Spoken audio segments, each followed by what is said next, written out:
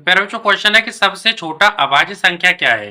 देखो बच्चों, अभाज्य संख्या क्या होती है, जिसमें एक से भाग जाए और खुद से भाग जाए। ठीक है, यानी कि जो एक से विभाजित हो और खुद से विभाजित हो उसको अभाज्य संख्या कहते हैं।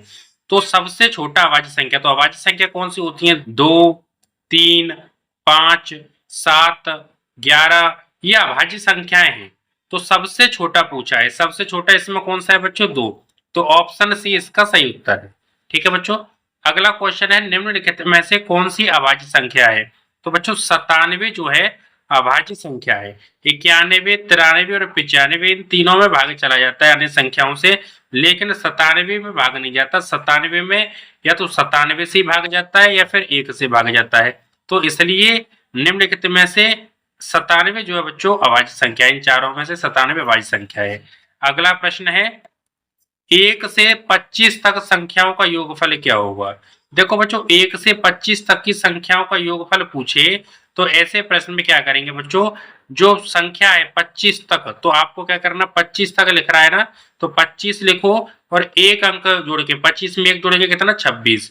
तो 26 लिखो बट्टे 2 से भाग दो। 2 से 26 में भाग देंगे तो 2 एकम 2, 2 तिया 6, 13। ठीक है, तो 25 का गुणा 13 से करेंगे तो 13 पंजे 65 और 13 दूनी 26, 26 और 6 32, तो 325, यानी ऑप्शन बी इसका सही उत्तर है। ठीक है बच्चों, अगला प्रश्न है कि प्रथम 4 पूर्ण संख्या का योगफल होगा।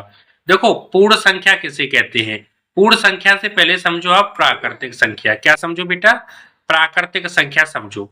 देखो, प्राकृतिक संख्या क्या होती है?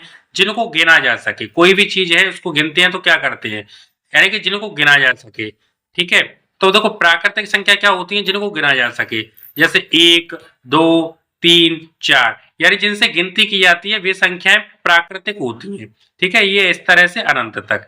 अब यहाँ पर अगर इनमें जीरो लगा दें तो 0, 1, 2, 3, 4, 5 ये पूर्ण संख्याएं होती हैं। ठीक है बच्चों, अब कह रहा है प्रथम 4 पूर्ण संख्याओं का योगफल। तो प्रथम 4 देखो 0, 1, 2 और 3। ठीक है, इनका योगफल कितना है? तीनों तो 5, 5 और 1 6। तो 6 बच्चों इसका सही उत्तर है, ऑप्शन बी इसका सही उत्तर है। ठीक है बच्चों, अगला क्वेश्चन है कि प्रथम 10 प्राकृतिक संख्याओं का योगफल होगा।